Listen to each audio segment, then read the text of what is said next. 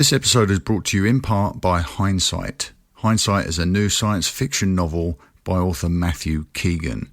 Hindsight is a time travel adventure that Tim Truax at the Nerd Room calls a brilliant tapestry of time travel and history that will leave you questioning everything, impossible to put down. Find the links to Hindsight at talkstarwars.co.uk/hindsight and order your copy today. This episode is also brought to you by the Talk Star Wars Patreon community. If you'd like to support what we do now and help us expand our programming, head to patreon.com/talkstarwars and become a patron. In return, you'll get an exclusive daily podcast, a monthly newsletter, Facebook Live sessions, priority release podcasts, and monthly prize giveaways and a whole lot more. You'll also get access to our VIP-only Facebook group. This group contains a global community of Star Wars fans that have become dear friends. So head to patreon.com/talkstarwars today and become a TSW patron. This is Talk Star Wars, the official podcast of talkstarwars.co.uk.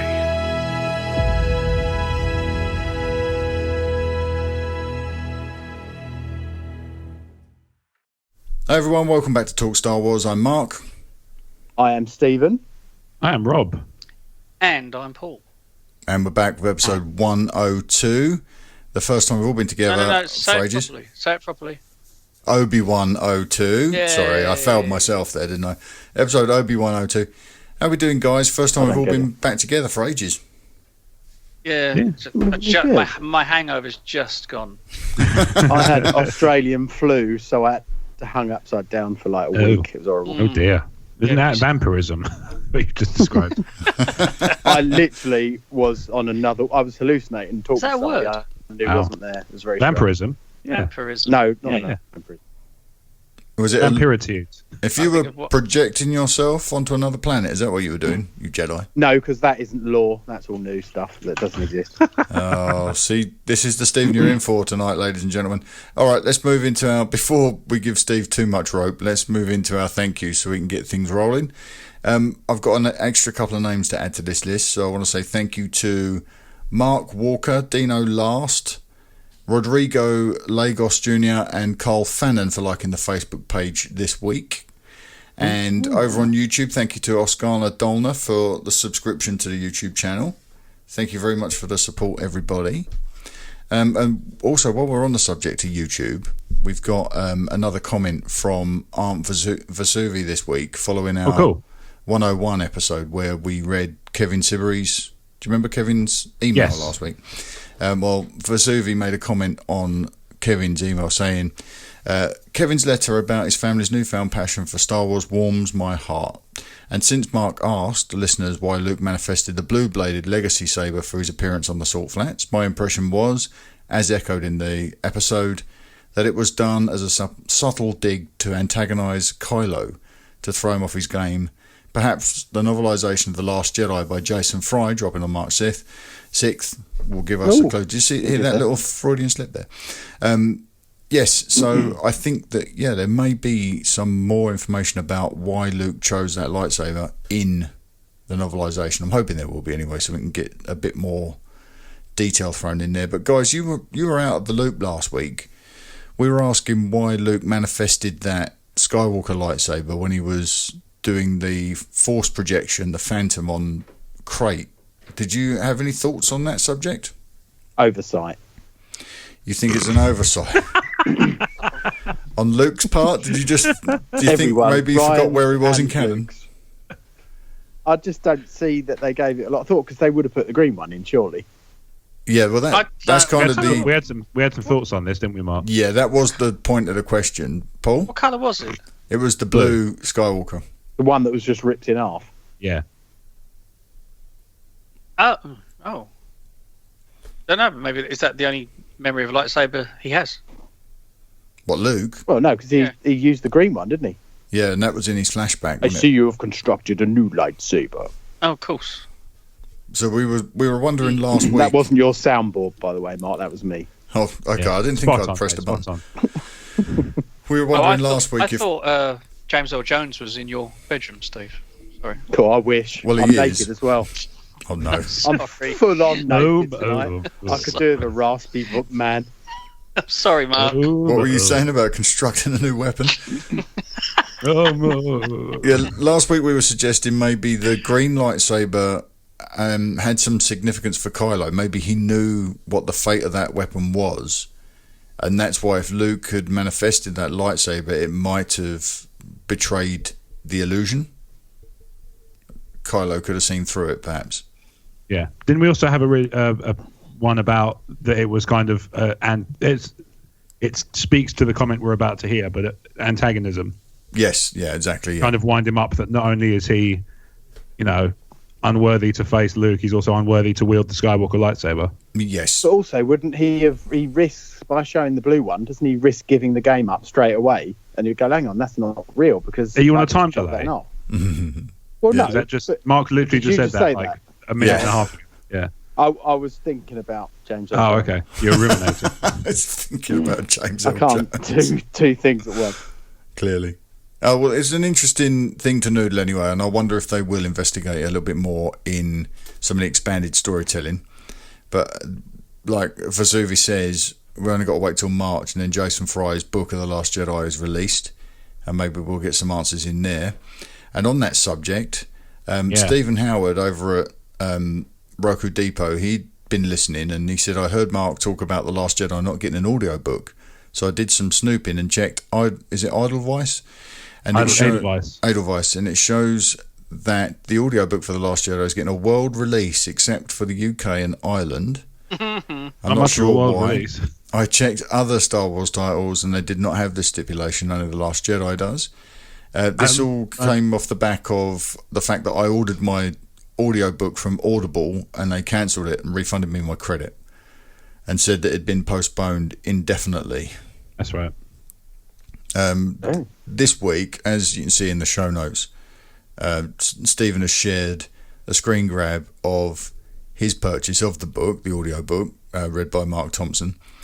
And this week it popped up in Audible again in the UK, so I ordered it again. Oh, okay. So I'm going to see how long this lasts and see if they cancel it and bounce my credit back to me. They should really, if this is going to be subject to the same rules as Bloodline, where that didn't get a UK release, then they need to take it out of the store, don't they? For sure, yeah. Stop wasting people's time. I like the way they called it a space opera in the category. Yeah, it's Category, cool, isn't it? fiction, science fiction, space opera. Space opera is got its own category.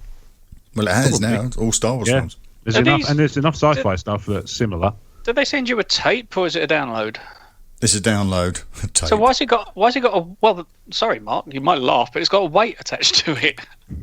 A weight? Is that It weight? says 0.5 of a pound. That's probably. Oh, it's an audio CD. Yes, VHS. That listing there is an audio. Oh yes, it's it says audio CD. Yeah, that's brilliant. It would be great if my phone got heavier when the book downloaded. That's a lot of weight for a It kinda single. does. I imagine that audio every CD. single photo made your phone heavier. That'd be cool. It kind of. Well, it I does. guess it kind of does. Yeah, like to a minuscule degree. No, I'm talking from physical. But get it? God. Yeah. Well, so are we. Right, it's on the drive. Yeah. That data has no Einstein's mass. third law of The data has no Newtonian mass. physics. The data has no mass. That's rubbish. Light photons have a mass. No, photons don't have a mass at all. Actually, They God. do, though, don't they? no, they don't. Because they're affected by gravity. Because light is bended round planets. And Do I stars. need to get the soundboard out? Because I will. Yes. I'm going to I'm go. Move along. Move along. That's the one I need. That's the one I need. Well done, Rob. Get I'm it, going get to it. dig that out. Get it. All right, let's move on to our review section. We don't have any reviews this week, but I just wanted to take this opportunity to remind you that you can take advantage of our Ron Burgundy policy, which means whatever you write in a 5-star review on iTunes or Apple Podcasts, we will read verbatim. So if you want to promote something like a podcast or a blog, that's where to do it. There's only one rule: keep it clean, because we're our family show. And now we're going to move swiftly into listener comms. Somebody else can read the first one. So send your questions and comments via Twitter and Facebook, or send us an email or a voicemail to talkstarwarsinfo@gmail.com. We'll play your voicemails into the show on my handy new soundboard. Who would like to take Jared Peppard's email this week? Stephen, you've been out of the loop for a while. Okay. He's too busy photoning. Would you like to stop photoning and start reading? Paul's opening up a can of worms with that question. There is no easy answer. Okay, from Jared Pepper. Is he George Pepper's grandson? He's not. Sure. I've done the research and no. I love it when a plan doesn't come together. Yeah. Okay, shut up, everyone. Right. Is that what he wrote? Yeah. Right, Jared. We've done another episode, so shut up. Really quite dismissive. Yeah. Okay, from Jared Peppard. I'm hoping for episode 9 to be titled Legacy of the Force, and being set 5 to 10 years after The Last Jedi, seeing Rey searching out and training a new generation of Jedi, including the boy from the Canto Bight. Why? I can see Kylo self-destructing the First Order from the inside, maybe deliberately, and I'm hoping for Reylo ending in a truce between what's left of the First Order and the Resistance. In Legends, Jaina Solo married Jagged Fell of the Fell Empire, which was remnants of the Empire, but for good. Okay.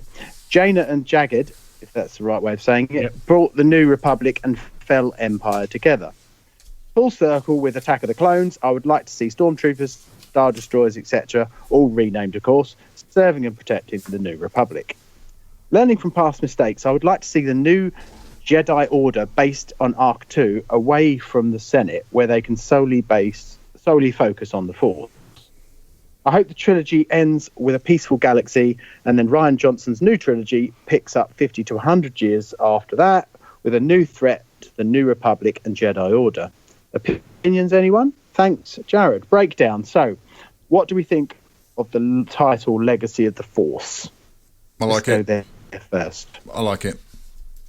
I like it. I don't see Rian Johnson getting the trilogy now, but that's another story. He still will. Yeah, I think You that's reckon done. he will? Yeah, they've said publicly, so they won't back away from that. I can't imagine. They've done too much of that recently. I don't mind the name. I don't think they'll use it just because it's anything kind of tied to Legends tends to get. It's a bit unlikely to get used because it automatically invokes comparisons. Okay. So I wonder if that would be enough to kind of convince them not to use it. Right, gotcha. It does feel like the trilogy's over, doesn't it, already? That's one of the things that I found about it. Was like it felt like he made episode 9 and then they sort of went, right, mate, this is great, but you're making the middle one. Oh no! Yeah, do you think they kept he looks at the camera, does the Curb Your Enthusiasm music? Do you think they just kept sneaking on the set, going, Ryan, do you want to just dial it back? And he was like, nope, and he wouldn't even make eye contact. You're not stopping me. To the ground. I'm doing it. I'm wrapping it up. Just showed them his lobster and got on with it. Yeah, and that lovely jumper. Paul, what do you think about the title Legacy of the Force, mate? I think the title's going to be called A New Hope. Because they haven't done that before. No, that they have, but it's going to be this New Hope. With this new italicized or something? Just to sort of I don't know. Something along that. It's going to be something. Hope. I think it's going to be something along those lines. Another hope, something like that. Really? Yeah, I'm allowed to think that, aren't I? That's not what the question was. What do we think of? It's a pretty cool title. Think of the name they gave, yeah. Actually, it's a very good title, to be honest. But I don't want it to just be about the Force. I want it. It's got to be something broad. It's not just about the Force, is it? It's about everything. Don't worry. I don't think you'll have any lightsabers, Star Destroyers, even large planets that use as weapons or the Force in any Star Wars film from now. Take the rest of your breakdown then. So could Rey and Kylo unite if we to bring stopped peace? It based on what we think you might be triggered by, we could be all night.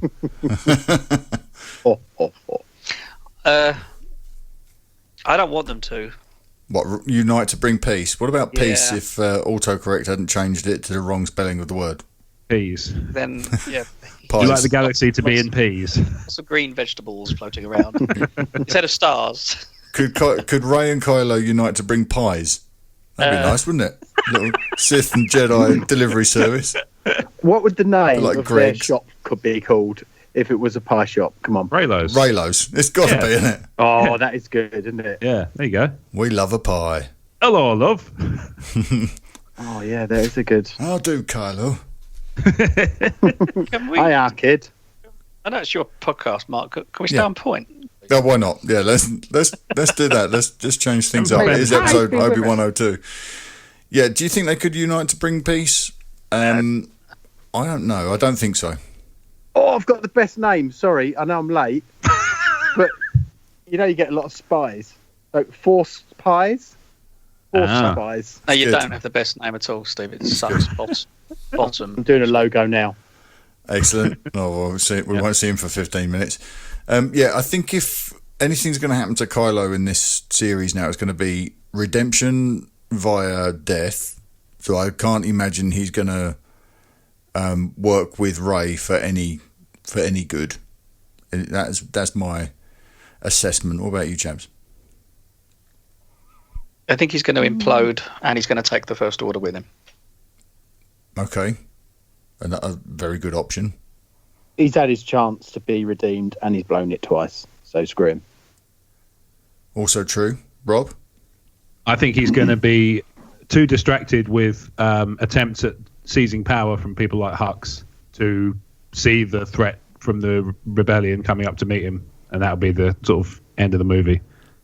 He'll be unprepared and caught unawares. So a lot of infighting, sort of being his undoing. Okay, yeah, like that. Steve, you still doing your logo? No, I'm just Googling Pies logo and then to start off. Well, I thought I'd just answer this. Okay. Would you like to see the First Order hardware used in service of the Republic? Now, going back in the day when we were talking about The Force Awakens, we'd heard about descriptions of concept art that had Han and Chewie on a different ship that wasn't the Falcon but was like a huge ship. And at the time I was speculating that maybe Han was like a general in the Republic Navy, if you like, and they were on a Star Destroyer and everything would have been repurposed. I really love that idea of seeing the ships we recognise as being the evil ships suddenly working for the good guys. The way we did see it in Attack of the Clones. It would be something I would like. I don't think that the story's going to go that far ahead for that to be the thing here, though. I don't think the First Order is suddenly going to become... I think Mr. and Mrs. Smith need those icons to identify which side of the fence people are on, so I'm not sure they could go that far. Yeah, but that said, in Attack of the Clones, they did it, didn't they? Army, they did actually flip the coin over, so... But they were kind of... Interesting. It's tantalising. It was kind of a hybrid situation. They weren't exactly Star Destroyers. They were quite close, and they weren't exactly Stormtroopers, but they were pretty jolly close and so on. But we did identify them, and we did accept them for being, on the side of the Republic at the time. So, yeah, I don't know. That was a curveball. Yeah, I really do like the idea very much. Rob? Sorry, which question are we talking about now? The First Order hardware used in service? Yes. They could make that work with if they bring back DJ as somebody who actually ends up kind of helping the rebellion. Right. Maybe it's done for selfish reasons because they the First Order mess him around or something like that. But he could do it so that they could take over tech without actually fighting and blowing it up. That's a little bit of a loophole. Yeah, I like that. They sort of it'd be like a slicer and just kind of take over the ships. Lock out all the officers from the ships. They'd be able to take over ships with a small crew. That sort of thing. Yeah, that is a good idea. I like that. Make that work. Yeah, that's pretty cool. All right, and the final one. Can you imagine the new Jedi being based on Octo? Yes, that's a great idea. You like that? I want it to be the last bit of the film. They need to be isolated, totally isolated, out of any kind of political saturation as well. Don't they know that Luke was there now, though? Oh? No one knows. Only Ray and only Ray. It's nice and tidy. And Chewie. And those weird animals that wore old ladies' hoods. Caretakers. They're brilliant, the caretakers. Yeah, they've got a species name, but I can't remember it. They have. It's in the visual dictionary, which is next to me, but I cannot be bothered. I like that idea. Now, Rob, you said right at the end of the film.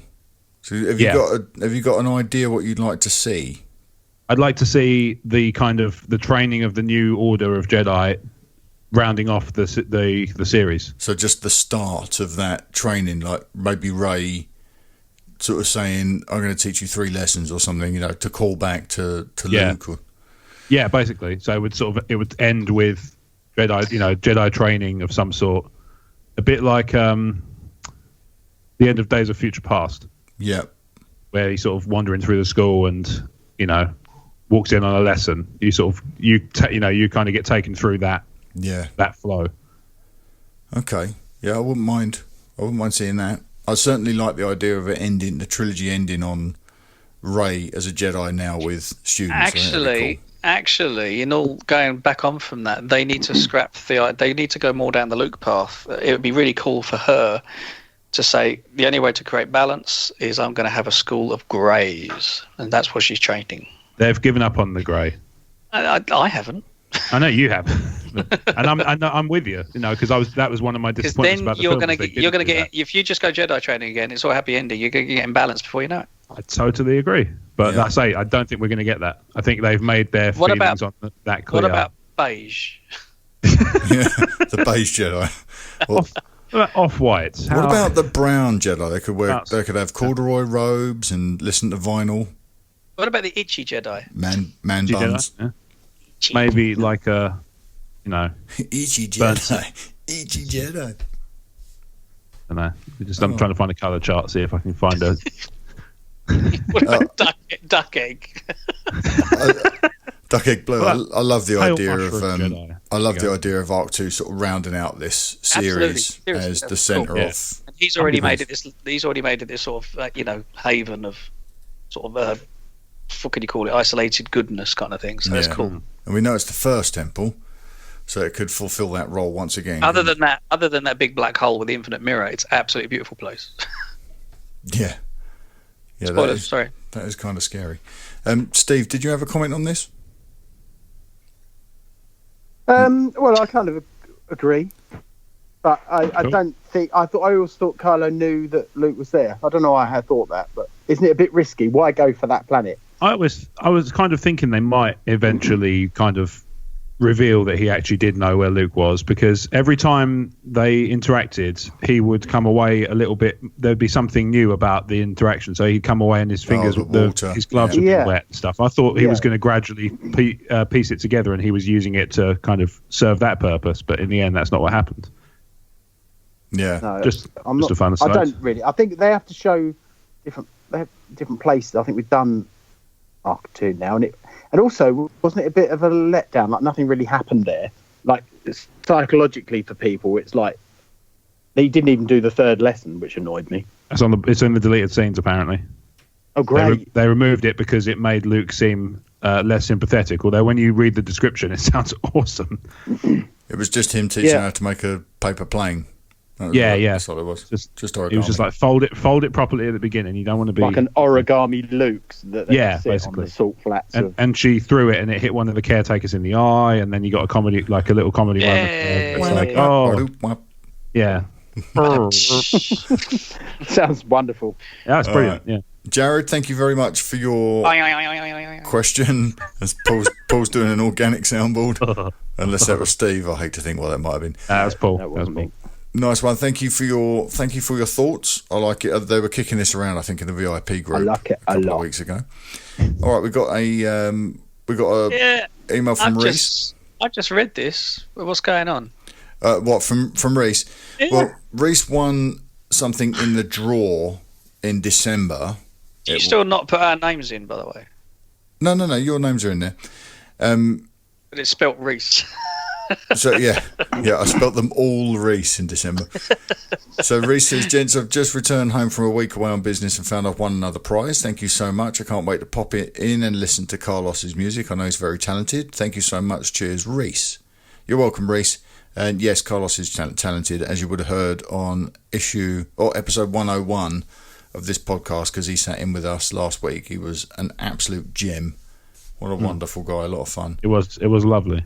He's a cool guy, and yeah, he's mad talented as a musician, incredibly talented. And did you notice, Rob, because we had the video on last week? Yes. He would mute the audio. Consummate musician would mute the audio, pick his guitar up, and play. Yeah. Whilst we were chatting, and then when it came back round to his turn, he'd put the guitar down and get back into it. Fair play. So cool. Yeah, it was good. It was nice to. I think he just kind of. I get the feeling every now and then in a podcast, because I've heard him do it on Tumbling Saber as well. He will just go and he'll pop out while there's a sort of long discussion going on, pick up a guitar, just sit over and just kind of noodle on it in the background, like background noise, and it's really it's really nice. Is that what they do? They noodle on it? Yeah, that's the term. Yeah. Okay. Working out new combinations and things. It's very cool. I've still got a few of those CDs to give away, actually, so I might stick a couple more in next month's draw. Would that be a noodlism, Rob? No, it's just noodling. It's the act of noodling. Noodle doodle dandy. Rob, would you like to take Matthew's email? Well, he's got Casey's Corner, hasn't he? He has, or do you want to do this one? Yeah, I'll do this. Do this one. That's he cool. can't. Otherwise, he'll be reading Lord of the Rings tonight. Okie dokie. Okay, right. From Salvatore Chief. Salvatore. Or Matt, as we know him. Mm-hmm. Okay, right. I thought I would email and give my thoughts on The Last Jedi. Things I loved.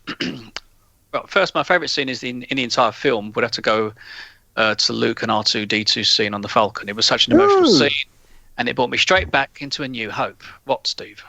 Well, that's what I thought. Okay, I just loved it. The throne room battle was also amazing and visually brilliant. Was not a huge fan of Kylo in TFA, but TLJ definitely makes Kylo a new favourite character of mine. Welcome on board, sir. Also, playing Star Wars Battlefront 2 made me like Kylo even more. Oh, is he in that? Oh, I'm going to buy PS4 now.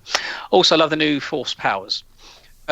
Some, but not all, of the comedy landed for me. I did not like the phone hold joke, but loved the Rose Finn, "You're not dead" line from Poe. So again, it's hit or miss for me. Right, I did not like the Space Casino. It felt thrown in and did not have a solid connection with the film, in my opinion, which I can kind of get on board with to a large degree, to be honest. The gas problem was odd, and it just seemed like a poor choice. Why not have them make light speed jumps throughout the universe and stay ahead of the First Order? I know the First Order was able to track them, but this would have allowed for a more universe to be shown instead of a straight line in a chase through space. Also, the First Order did not have weapons powerful enough to track the Rebel shields.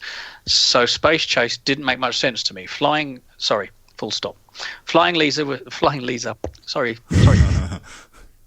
was just bad. I would have loved to have seen Leia show Force powers, but not the way it was done. It was just odd. Maybe if she used her Force powers to keep herself from being sucked out into space in the first place, which is... Well, that would have been a better idea. That would have really defying physics, though, wouldn't it? Let's be honest. Well, no, she could have pulled herself. Lastly, Luke. It all comes back to Luke. But Han and Leia will die if I don't, or something like that is the line Luke tells Yoda when Luke learns that his friends are in trouble. I can accept a broken Luke who gives up on the Force, Jedi, and even himself, but would never abandon his friends. If anything would have snapped Luke out of exile, it would have been the death of Han. But Han's death really meant nothing to his friends or the universe. Also, didn't really like that Luke died at the end. Spoiler, but to buy the rebels 5 minutes time to escape. Also, I'm just sad to see him join the Force. Miss them and do not, is what Yoda tells Anakin at the end of E3. But I just can't stop missing Luke. I really enjoy your show, and it's been definitely helped me out to have a great appreciation for what they were trying to bring to Luke's character in TLJ. I also appreciate how you guys don't have a love it or kill it with fire approach to TLJ, but you are all extremely fair on your evaluations. Anyway, sorry for the long email, but I have so many thoughts on this film. Love the show, especially Paul. Thanks, Matt. Stop editing people's sign-offs, boys. So rude. Yeah, it said amazing, Paul. Yeah. He's kind of hit on the similar nails that we did. So. Yeah, definitely like-minded.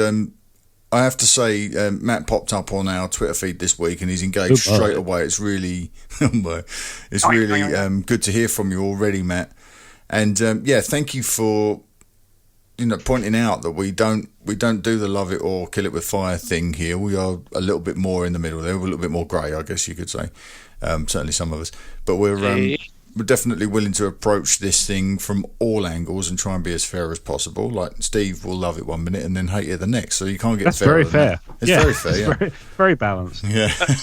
Same about Steve. Steve, what are your thoughts on The Last Jedi tonight? Then I still think it's visually beautiful and the sound was awesome, but I hate it, and it's killed Star Wars for me because I've watched it 3 times. There you go, ladies and I've watched gentlemen. it 3 times, and every time it's annoyed me. If there's one thing you can rely on with Stevens, that you can't rely on Steven. The last time I watched it, I switched it off when that stupid beat rose. How did you switch it off? Because it's in theatre, Steve. Oh my word! Exactly. How did you switch it off in theatre, Steve? My brain He off. outraged an entire screening. Mark. Yeah. What happened? Listen. This franchise is dead. That's what he said. When Rose said it's not about doing something, it's about saving the ones you love, while everyone blew up behind the screen, was just ridiculous. And there you go. That really annoyed me. So no, we didn't. Out of the cinema. We didn't pick up on any of that. I think your when you came out of that film, though, Steve, you were head over heels for it. It just goes to show you can probably think about these things too much. Don't watch them a second time.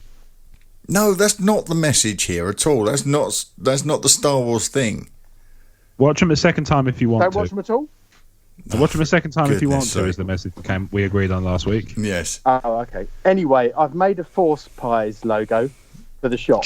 I'm so revealed. I'm just putting it in the message now. I'm so relieved that you actually cracked that.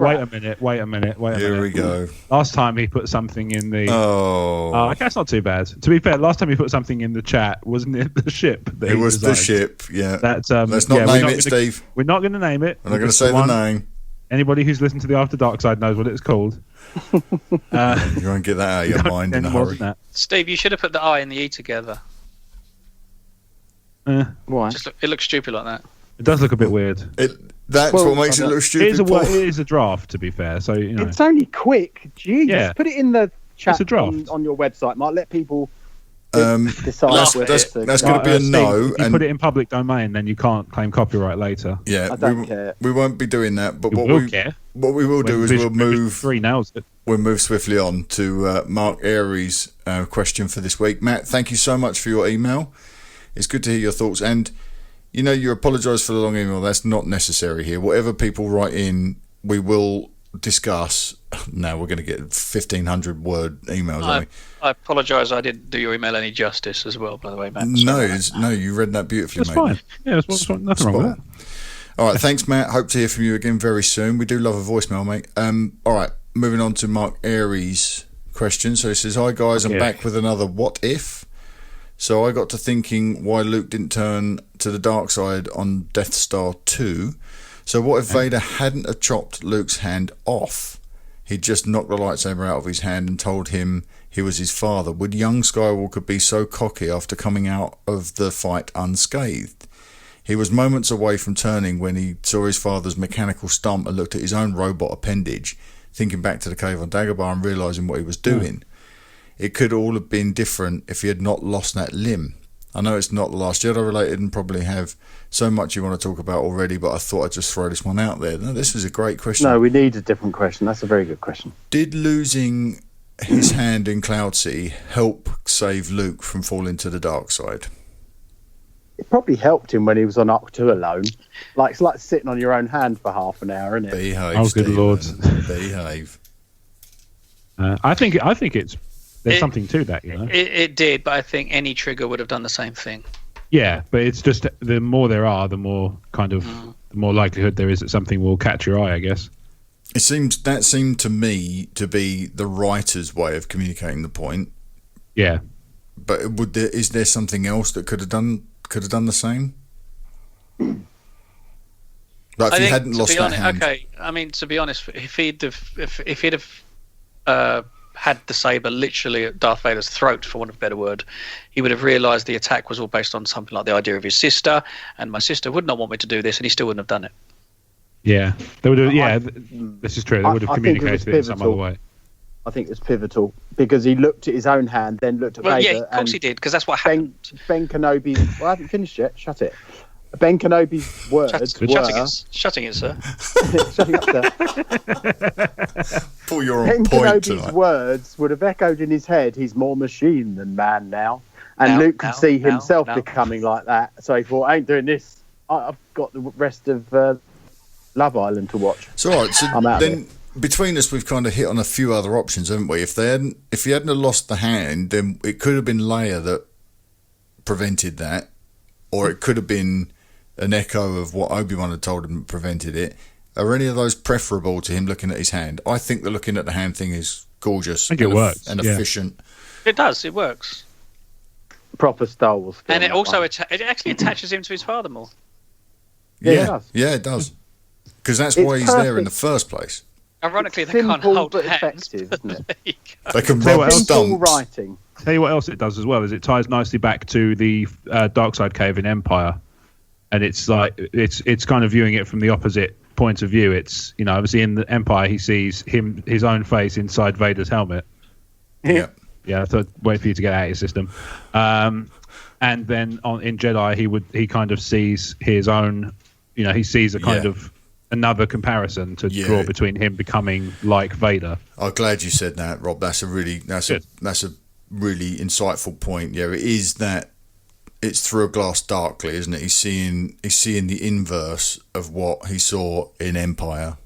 He's seeing himself in Vader in Empire, and he's seeing Vader in himself in that critical moment in Jedi, and it's really gorgeous. Yeah. I think they tried to do something similar. I think Ryan tried to do something similar with Rey in the cave in The Last Jedi, with seeing the reflection and stuff.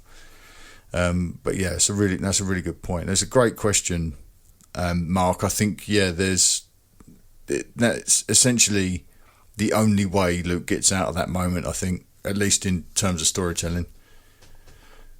Good question. Nice thing to ponder. Christ, we've got through this show really quickly. There could be loads of these kind of situations, though, couldn't there? In terms of what? Could be lots of what ifs.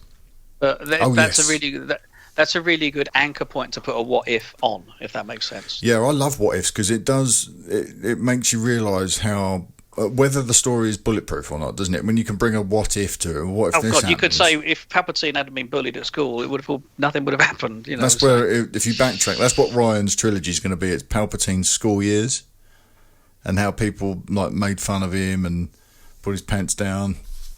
Wedgies. Yeah, he showed his. Is that why Wedge is called Wedge? Yeah, because he's the bully. They used to stick him down Palpatine's pants. Ugh. Oh no, there'd be a lot of wrinkles down there. Goodness me.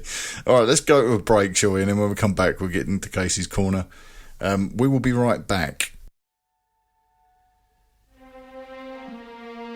If you'd like to support what we do here at Talk Star Wars, then head to patreon.com/Talk Star Wars and become a patron. Your support will help us as we expand our programming to include further shows, and in return, you'll get access to an exclusive VIP Facebook group, a monthly prize draw, weekly Facebook live sessions, priority release podcasts, an exclusive daily podcast, and a whole lot more. Head to patreon.com/Talk Star Wars today and become a TSW patron. And we're back. So you've just heard about how you can become a Talk Star Wars patron by visiting our Patreon page, like Casey did way back when. And it is time for the corner. And in the corner this evening is Casey. I can't do the boxing announcer voice. It's always bugged me. So you're just going to have to deal with that. So Casey writes, "Hey guys, sorry I wasn't able to get a question in for last week's episode. But what luck that the week I missed Casey's Corner, the rightful king of the corner returns. Anyway, like most of us, I've been spending a lot of time thinking about The Last Jedi lately. I'm still pretty conflicted on this. It's visually stunning with great action sequences and overall a fun movie, but there are still some issues with the plot that bug me. The one I've been thinking about the most is Luke. I have no problem with him being a crotchety old man, with him being mean to Rey, with him brushing his shoulder off. I think that's all made sense. What I can't get over is that he ran away. Luke may have Jedi powers, but what made him a hero is that he was always willing to join the fight for what is right. He's willing to face the Empire to save the princess. He faced Vader when he had no chance of beating him, then faced Vader and the Emperor by himself. Hell, it was even a central plot point in Empire Strikes Back that Yoda couldn't stop him from going to help when he thought his friends were in trouble. Then look at him in The Last Jedi. He says he knew how powerful Kylo was, he knew he was leaning toward the dark side, and he had to know the incident with Kylo waking up to see Luke holding his lightsaber would push him over the edge. So he knew there was an incredibly powerful dark Jedi on the loose that he helped create, and his response was to give up and go hide at the edge of the galaxy. This doesn't seem like the response Luke should have, and I can't help but feel it tarnishes his legacy a bit. So here's the breakdown. Do you agree that what made Luke a hero was his willingness to always fight for what is right? The party. Are we taking these one at a time? Yeah, I guess so.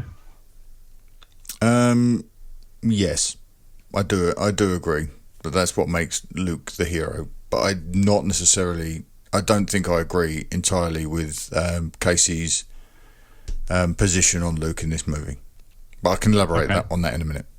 All right. What I does completely others agree think? with him. Okay.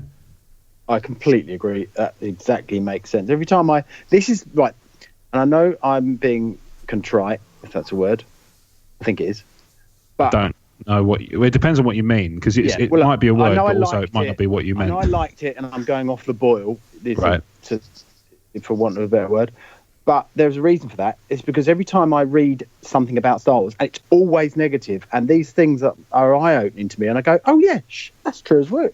That's exactly how I feel." Or that. Why do you sense. shush yourself? That's weird. Do you know what I mean, though? That's another thing that I hadn't thought of, and now actually that makes more sense than the movie ever did. And I'm fed up with making excuses for people who can't make Star Wars films. And visually and from a sound perspective, this movie was awesome. But the more I see it and read about it and read reviews on it, the less I like it. Because they have trashed everything I loved about Star Wars, which is the original characters. And they've made Luke now, and I'm sure Mark Hamill must agree with this. I cannot believe that he's not sitting somewhere thinking, I hate what I did in that film. I did it well because he was brilliant in it. He must have hated it. Mm-hmm. I think that you get the impression at the very least he had some reservations. Why is that funny? No, it was. You did quite a long monologue, and Rob went, "Mm-hmm." Oh right. Well, I was responding to Connor. Indeed. Casey, I know what you mean, sorry. Steve. It's very difficult. So used to Connor. It's very difficult to resist sort of this tidal wave of negativity that comes flying out of the end of this Last Jedi sort of debut. It's very difficult to sort of weather that storm of negativity. But I think that you need to approach those comments with the same critical faculties as you approach the movie and see them for what they are oftentimes. But at the end of the day, there were some things I liked about it. There were some genuine bits, like every space battle, even though you were head over heels when you came on that night, when you dialed in after you'd seen it. You were head over heels. Visually, I loved it, and I think I just need to.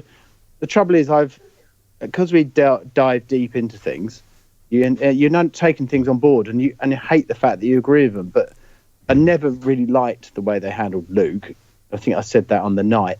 But we'll get to that. And I really believe he didn't know he was going to die. Because the way they did it, so that they could easily CGI him out, it just made sense that they would have kept that from him because he would have opened his mouth and let it out. What? No, there's. If we think about it, we'll come back to that. Hopefully, we'll I know forget. it's a conspiracy theory, but it makes a lot of sense to me. Your tinfoil hat is interfering with your microphone. Do you not think that makes sense? No. I mean, they know loose lips sink ships, and Mark Hamill, for all his good, has got very loose lips. I will go. I will go with. This is tricky. I'm going to have to word this right. This is how far I can go with you on this, Steve. I agree that the way the scene is shot, theoretically, they could have not had him fade out. That appears, from my viewing, theoretically possible from the way the scene is shot. That's as far as I can go. I wanted you to know that I could go for a bit. It felt like you needed that. Well, I don't know for sure. It just seems weird that that he was well up for it, and then after the screening, he was like, "What?" Thing is, though, how let's play with that theory, right? So let's say, for argument's sake, that they had intended at one point for the film to end with him just sat on Ahch-To, knackered, not fade into the mist, and just sort of sat there on the rock. Then what?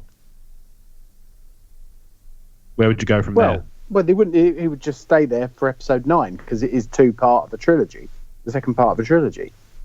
That's not how trilogy. It's actually the third part. Yeah, I was going to say, who's counting? Do you think they had an extra scene, the Last Steve? Jedi is the second part of the trilogy, so it'd be like, what's going to happen to him next? Do you think they shot another scene where he goes into that cave and then comes back out with like a cool beer and pops the cap off and sits down, looks at that sunset and thinks that's all in a good day's work for a Jedi? Yeah. Don't get me wrong. I think Mark Hamill is being professional about it. I think he's been very professional about it. The fact that he acted so well, but if I had to put money on it, there is no way I would put money on that he enjoyed making it and agreed with it. I think he hated his part, and I think he hates what they did with it. I think he had some issues with it. That's what's coming across. I think I think that this is at the heart of Casey's question, and I don't really want to hog the answer to this thing, but I'm going to throw this out there now so that you guys can have your say on it if you think there's anything there. I would suggest that Luke's decision to go to Arc 2 was less about him avoiding conflict, and this is why I can't really get on board with Casey's estimation of the character of Luke from The Last Jedi. Luke, I think, would always put his friends and what was right before his own well-being, before his own safety, before, he's willing to go off and confront these people and risk death for the right reasons, right? It's when he got in the Snowspeeder when Dak said, I feel like I can take on the entire Empire myself. Yeah. He's willing to do that. But the way he started viewing himself, and I still think that there might have been Snoke might have had something to do with the things that Luke was seeing about Ben. I think that Snoke might have been clouding his estimation in some way. Luke started to view himself as the threat. So Luke's always willing to go and confront the threat when he's that brash young warrior, that Padawan, Yoda's Padawan. He's willing to go off and face the threat.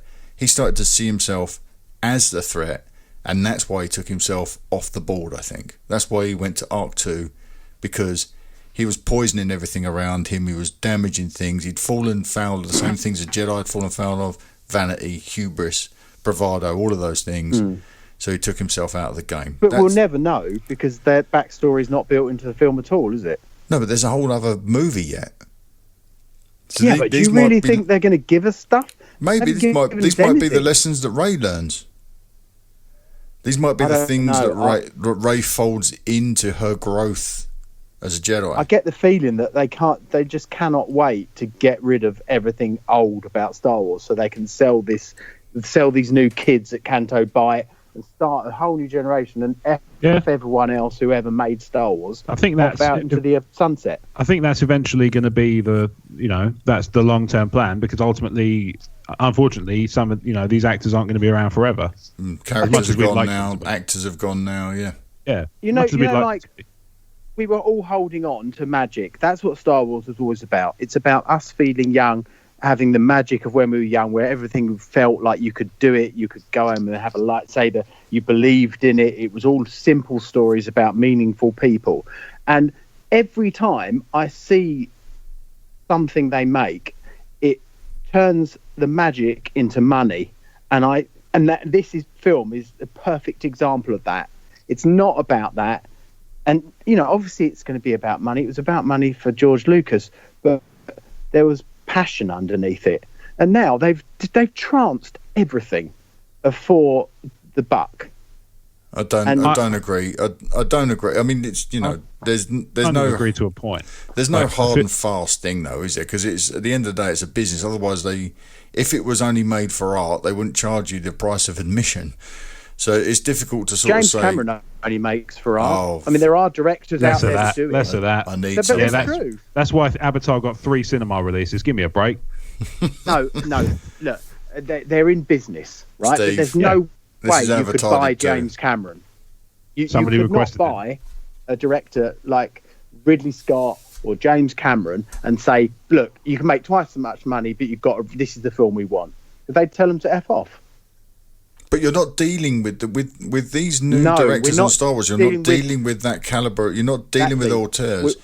You're not dealing with somebody who it's their passion. That's George Lucas, and he's gone. You're dealing with people where there's 4 writers. Lucasfilm have their toe in it, and the director does what they want, or they can make whatever film they want. Steve, the original Star Wars had multiple writers. Yeah, it wasn't only Steve. It wasn't only George. Lee Brackett, Lawrence Kasdan, don't they? They all. Well, look at Aliens, a brilliant, perfect science fiction movie that had 3 writers, but James Cameron was heading it up, and his passion that drove it. It's just all that just seems gone now, and we're all excusing this really poor story that has tranced on, and we're all making ourselves believe actually, like, let's delve into it and make it work. When actually, visually and a lot of other reasons, it was fantastic and beautifully done.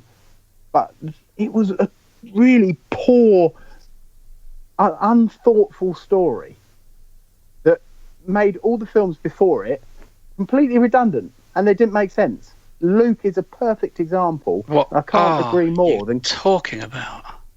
Go on, Paul. I'll tell you. Go on, Paul. Let's gang up on Steve. No, He's allowed to have his it's not that. opinion. I sat quietly for about 15 minutes. Yeah, we got to have. This is the balanced... first time I've been. Yeah. This is the first time I've been romanced in a space movie. A long time. It was only tiny sequences, but they were tiny but large enough when they happened for me to realise, oh, this is why I used to watch Star Wars. And I went to see it when it was called Star Wars, not A New Hope and so on. And this was the first time I got that back, to the point where I actually said to everybody, this made me feel more bubbly than Empire did. It was, and I can't go along with any of this. I mean, we got no idea what's happening in the next film. This is true. Luke grew up, Steve. He grew up. He matured. He got older. You are scared of yourself in different ways. You understand yourself in different ways. Leave your friends behind. And how many times do we look back at what we did when we were a kid and we go, what a prat I was, and so on. And they've written that into Luke's character. And I don't know how much we actually know about how much, Mark Hamill loved and loathed what was done. Yes, we've heard him outburst once or twice, but I don't think he hated what happened, sort of thing. Let's conjecture at the very least. But about at what the same he thought. time, I haven't gone and seen it again yet, and I don't want to, not because I'm scared it's going to tarnish anything, but I took such a lovely memory away from what I've got from Star Wars of late that I've left it like that, basically. Now, if you're suggesting if I go and see it again and again, that's going to whittle away at me, then I'm going to say, well, don't go and see it again then. Take it. No, I thought it would have the effect that Star Wars had originally, where I saw it again and loved it even more. You've now just said that it actually made The Force Awakens redundant. Well, if that's the case, then good. But for me, but you love that film. That was the first time I felt Star Wars was Star Wars again. Really, and I wasn't a big fan of obviously the original trilogy. I liked second one, Rob. Attack of the Clones. Love that. And obviously, but even Jedi, I was a bit, really? You really love Attack of the Clones? Yeah, to a reasonable degree, yeah. But this was like, thank you. You've actually bridged the kind of gap I need between Rogue One, Star Wars, Empire Strikes Back. You took me back to the characters, the depth, sometimes the mold and understanding of what they're doing for A, B, and C. But as far as Luke is concerned, he's an old man. I guess he's not going to wield a lightsaber every 5 minutes against a young man. But we can't read into Star Wars that deeply. And right, okay, how can I excuse but you're this reading because he's an old man? Reasoning behind the film that deeply, Steve. No, Star Wars always used to be simple, and it used to be good people doing good things, right and wrong, dark and light, force, dark side, light side. That's what it was always about. Steve, that's the story you just saw. It still is that. Sometimes this show is for the masses, yin and yang, Steve. It's almost. But the masses don't agree with us.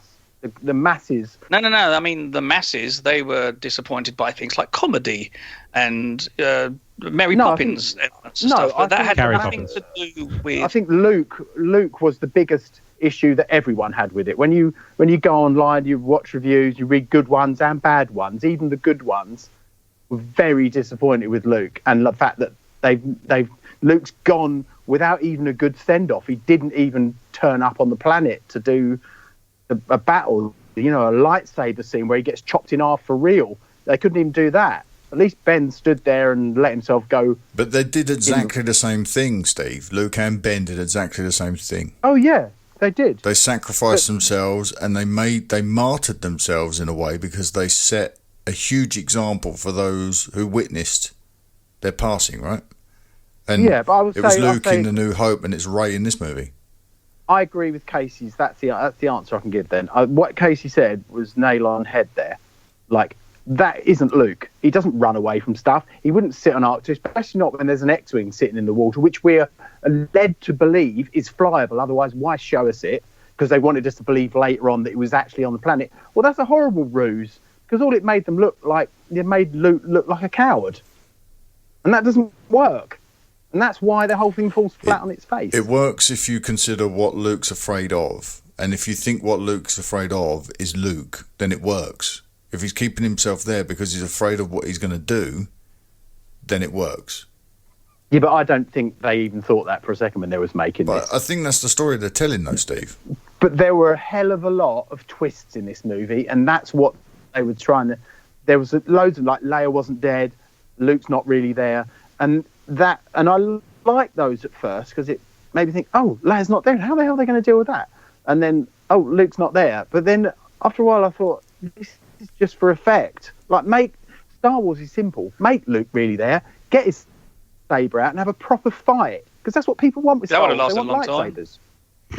Well, it probably wouldn't have been bad, would it? I mean, I know What's Her Face is better than him with a lightsaber. I think you're overlooking. Mary too.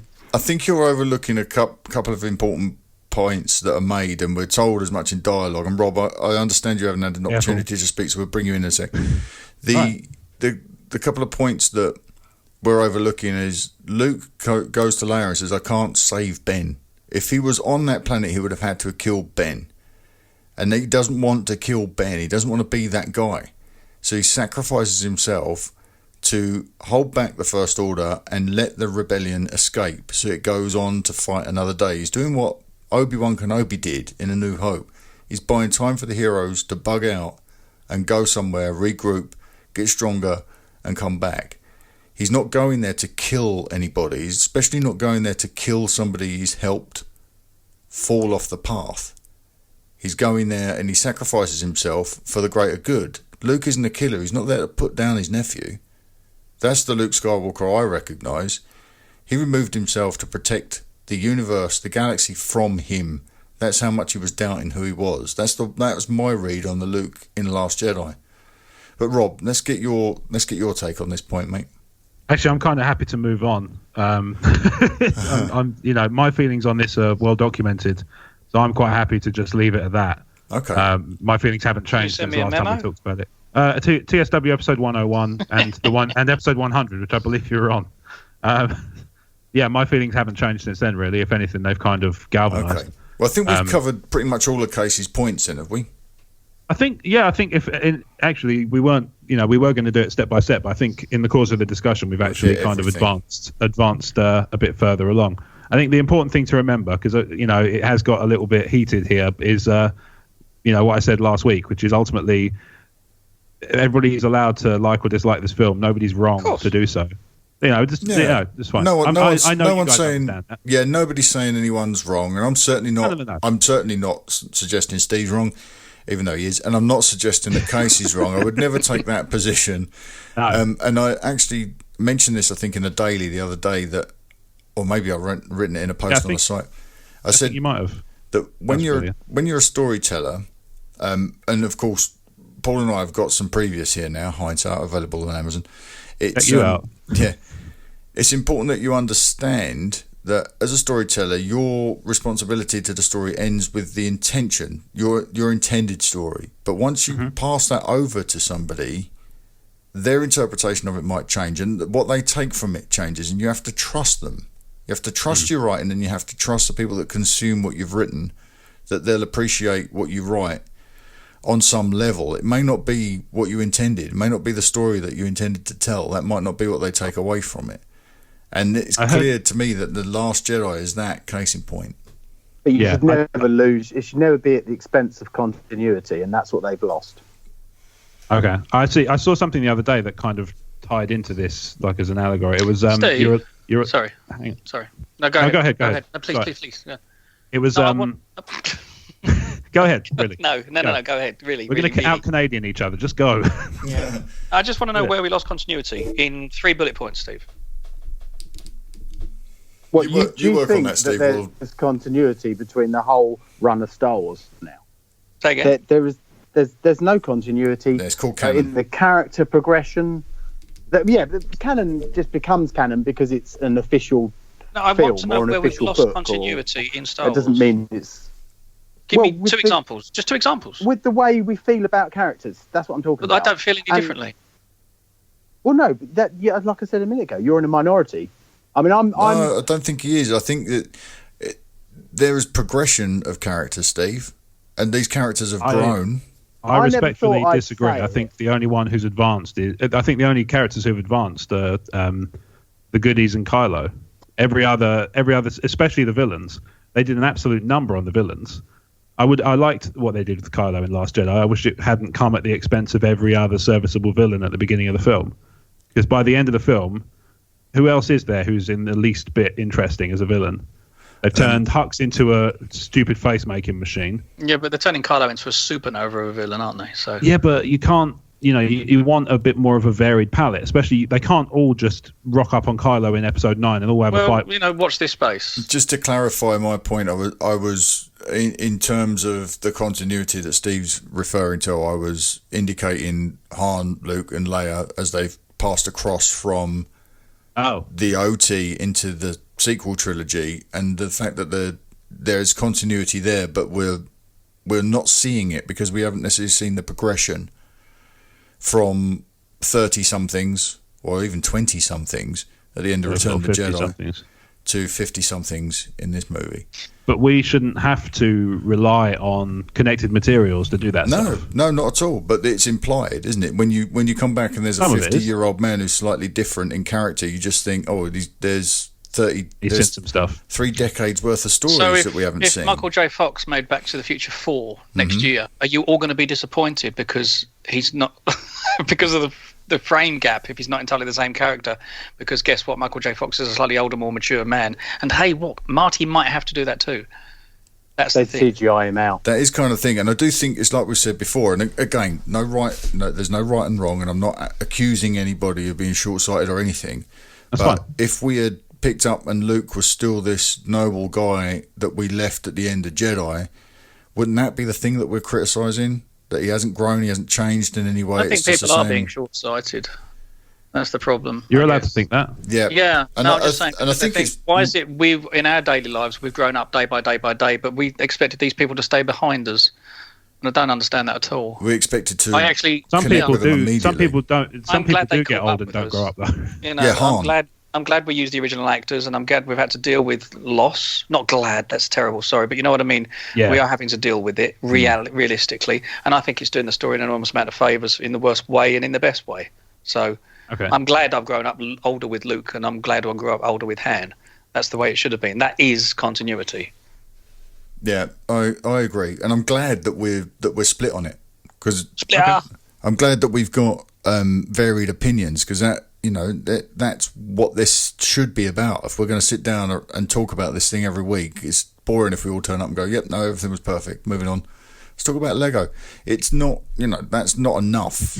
I like to be challenged. I like the fact that when we first see Han in this sequel trilogy, he's reverted back to type.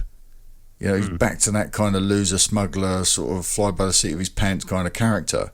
And that no one had an issue with that, did they, at the time? But isn't that disappointing that we left him as the general, we left him reshaping the galaxy, and then he's gone right back to the scallywag that he was when we first met him? They address that in dialogue.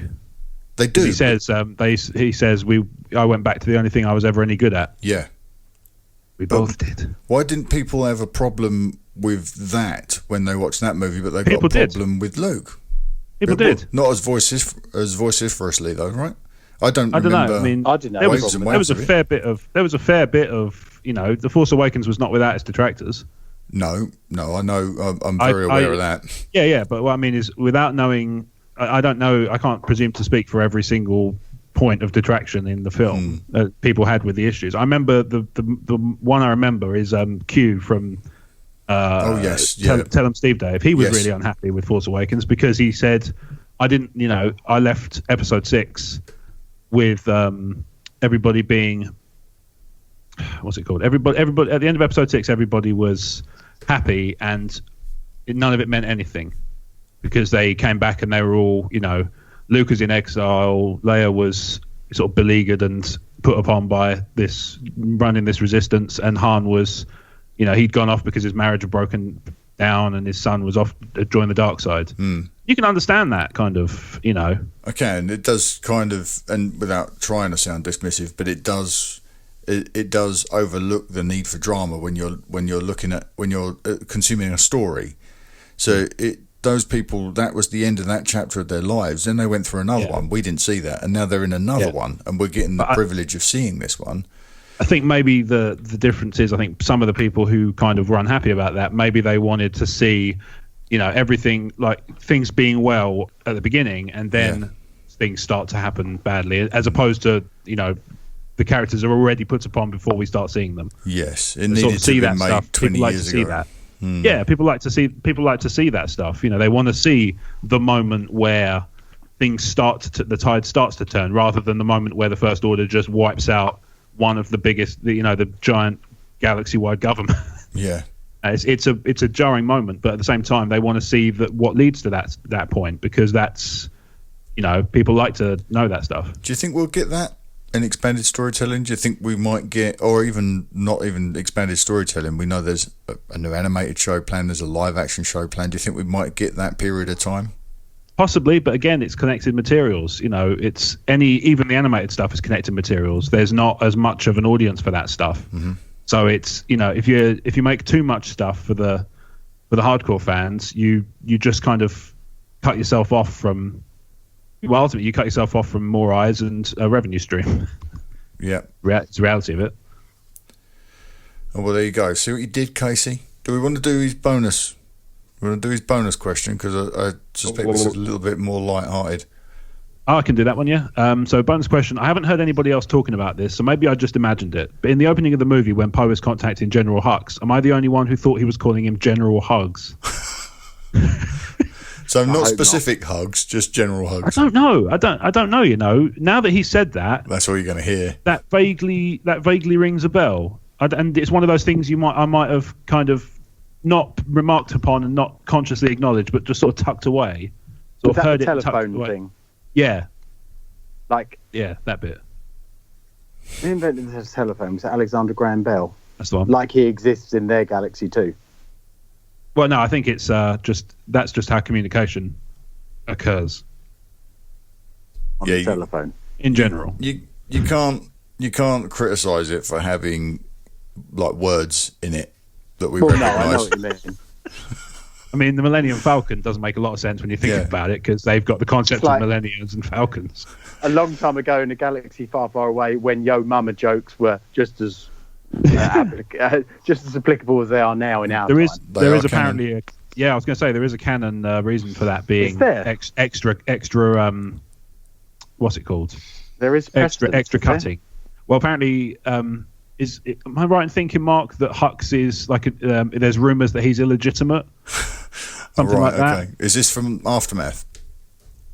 Yeah, that sounds familiar. Right. Yeah, somebody was telling me. I think it was Dave Donovan was telling me that because he heard me say that I had a problem with it, and actually, I think we were talking past each other, because what the problem I had was not with the mum bit of it. I just found the whole exchange a bit cringeworthy, because, weird. Like I say, I didn't like the way they treated Hux in Last Jedi, and that was when it all started to go that way. Yeah. So that was my sort of issue with it, was the more general one. But he apparently I think it's the Aftermath books. I may be wrong. It's been known. He, like I say, there's rumours that he's an illegitimate child. So when he says, how's your mother, it's actually a kind of extra big dig, because he probably knows those rumours are doing the rounds. And to us, it works as a colloquialism, and it's very exactly. Very contemporary thing. I love the to us it works as a bit of a let's say it's a little bit cringe, but at the same time it has got an extra element to it for the fans of the expended materials. I love the bit where he almost got to shoot Kylo and he puts his gun back. That was awesome. Yeah, that was very good. I did notice that on the second time around. Very cool. Yeah, it was cool. All right. Casey, thank you so much for your entry into the corner this week. Yeah, thanks, Casey. Look forward to really the next short one. question. Yes. Look forward to the next one. Yeah. That's good. Next week, religion. Oh, God, don't get us started. Right, should we jump into some news? We've got some Solo a Star Wars Story news. So, Ron Howard tweeted earlier this week that we could be getting a trailer very soon. Somebody asked, a Twitter user called @MinionMauler, which is a brilliant name, asked Ron if there was going to be a Solo trailer. It's a very simple Solo trailer tweet. And Ron said, hang in now that episode 8 is out there, it won't be long. And on the same day, Star Wars Legacy tweeted that they'd heard that a Solo teaser trailer was going to drop on Friday on Good Morning America. What do we think of that? Think that'll happen? I think it's too late, but I think it might. I think it's a good chance it will happen, but I think it's too late. I think they should have started doing this stuff earlier. Yeah, you'll get no argument from me. I think it should have been around Christmas. Yeah, I think I don't think you can use the excuse that it would distract from a different Star Wars movie with a Star Wars movie. No, I really think that people will see that movie no matter what. What are the chances, do you think, of there being a plan to have released the trailer before the reaction to The Last Jedi, and then they thought, oh, no, quick. Like they were just passing it over the desk, and then they heard the words, and they thought, no, we'll just keep this to ourselves for another couple of weeks, that it will cool down a bit. Think there's a chance they got gun shy? Don't know. Paul, you sounded like you had something to say. Yeah, you probably disagree with this, but everybody, not just you. Okay. The general you. Everyone was concerned that Mr. and Mrs. Smith wouldn't be able to hold their confusion when Rogue One came out because it was too confusing as to where it fit in the story because they didn't know this, and this.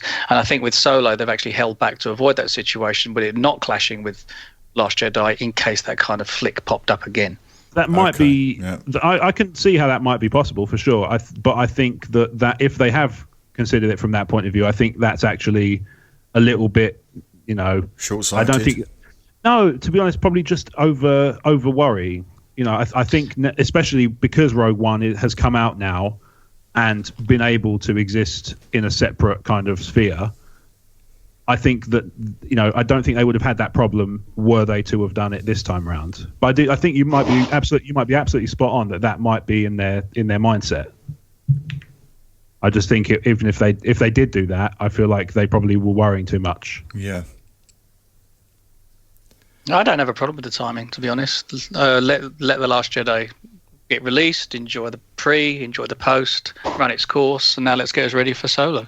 I don't know why you think this is too late. Because I wanted normally it. You've got a year.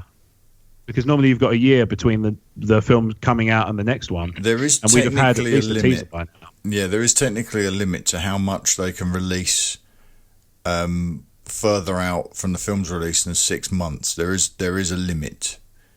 Okay. Now, I'm not sure. I can't remember the specifics. We discussed it years ago when we were doing Movie Geeks Filmcast. We discussed the limits on these things. Maybe it was even for The Force Awakens, actually. There is a limit. You can release so many in the 6 month window up to release, and then there's only so many you can release before then. I don't know. I can't remember the details. I'll have to look into it. For me, I think this is late only because I'm desperate to see it. But there's something motivating them. Something has held them back, and I'm really curious to know what it is. I saw a really good theory about this. Oh, yeah. So because I'm a patron of all the various Commonwealth shows that are on Patreon, as everybody should be. I'm part of a WhatsApp group with the Rogue Squadron podcast and some of their listeners. Yeah. And one of the guys in there, I think it was Logan. His name's Mogan Lars in the chat. But I think it's Logan Mars. Was saying that he had this kind of passing thought that maybe the reason they've held back on Solo is because they knew that Last Jedi would be divisive, and so they wanted that to get out there, let that hit, and then when people are going, this doesn't feel like the Star Wars I sort of was hoping for, then they drop a teaser or a trailer for a film with a character that everybody recognizes and the one that people are interested in. Yeah, it's one of those things. Just it's a passing thought that he mentioned. I thought, I quite like where he's coming from there.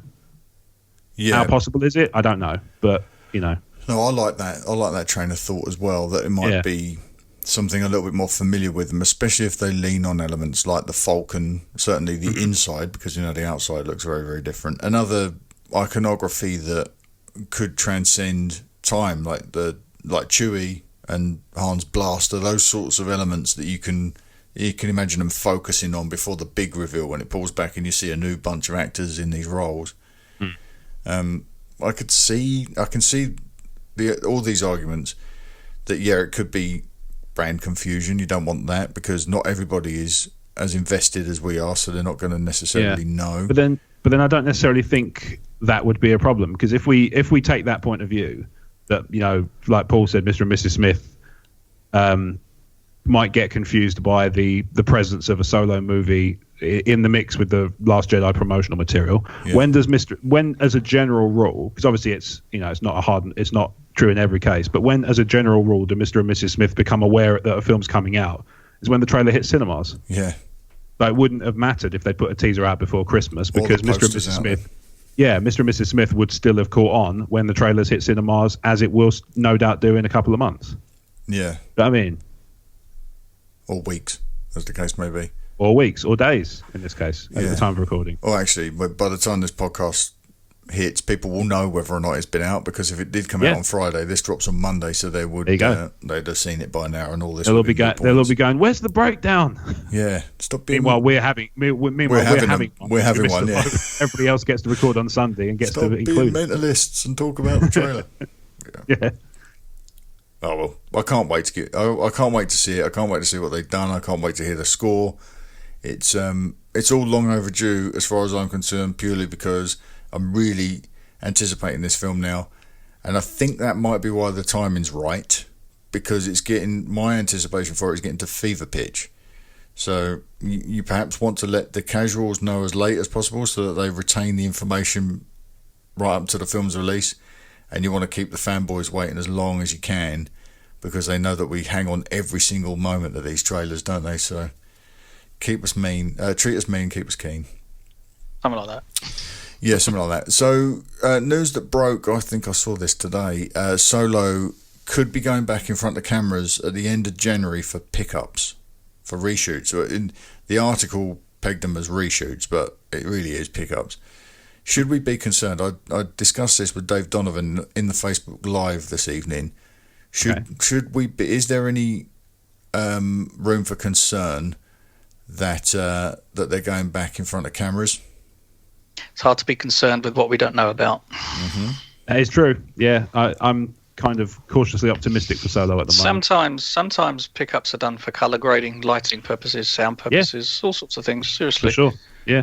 Simple as that. You're just like, guys, can you do that exactly as you did it before? And actually, we'll turn on light 13 this time. So it really can be that banal sometimes. So no, it's not even worth raising a breath. Tiny bit of schmutz on the lens they didn't spot the first time round. Yes, yeah. All sorts of stuff. Direction Rogue One, they did loads of pickups, didn't they? And that was good. Rogue One was wonderful. Yeah, but I want to see the pre-pickup version. I'd be interested to know what was different. Well, the running across the beach bit would have been good. Yeah. I would like to know how the story played out. I wanted to see Krennic in the Maldive sand. Walk through the water, didn't he? Making castles, having an ice cream. Would have been nice. Donkey stops for a donkey ride. Yeah, big hat. Donkey with a hat on. There's always donkey with a hat on. As his picture taken with a spider monkey, all those old classics. Yeah, it would have been. That would have been. We'd spoken about that, and we had Anthony Bresnikan on. We'd spoken at the time about what that was in aid having of. A trip to the beach.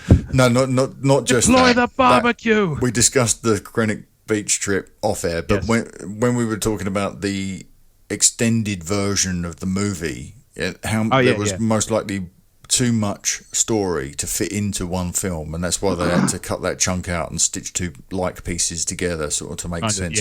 Rework it a bit. Well, I definitely if it was just a straight cut, then they wouldn't have needed to do reshoots.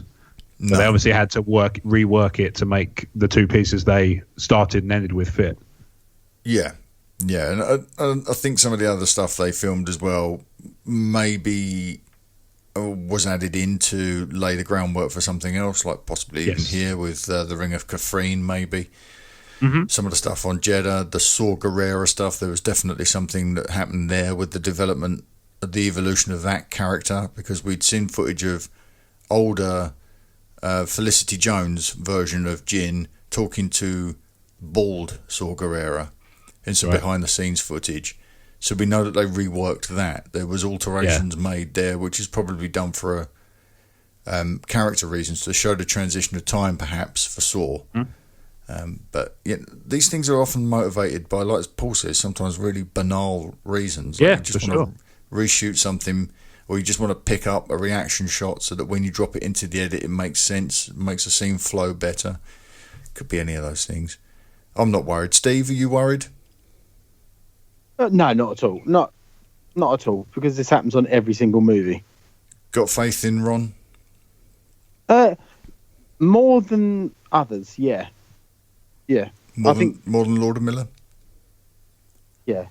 But the trouble is, it's how much of the movie is marred by the comedy and what they'd already achieved, and how much of it has to stay. And can they make a good movie out of a hodgepodge to a degree? No. I think if anyone can do it, Ron Howard can. I think he can do it, and so far they have a good track record with standalones. So, I'm cautiously optimistic. Well, yeah, I mean, Rogue One's the best Star Wars movie. It's certainly my favourite one of my favourite of the my favourite of the Disney area by a long way. Long way. I wish Gareth Edwards had done episode 8. Well, I would like to see Gareth return to do more, and if I'd be well up for that. If we can set him in that era as well, it'd be really fantastic, because it really was evocative of that period.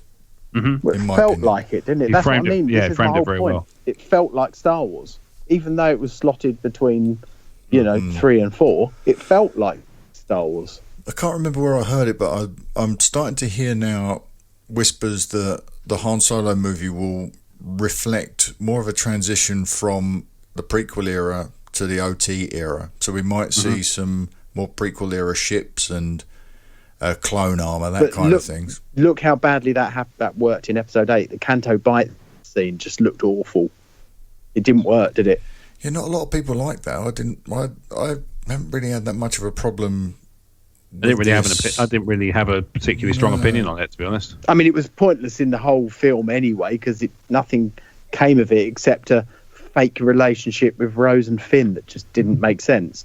But it's like they tried to squeeze that out of it. How did we end up back here? I rewound the tape.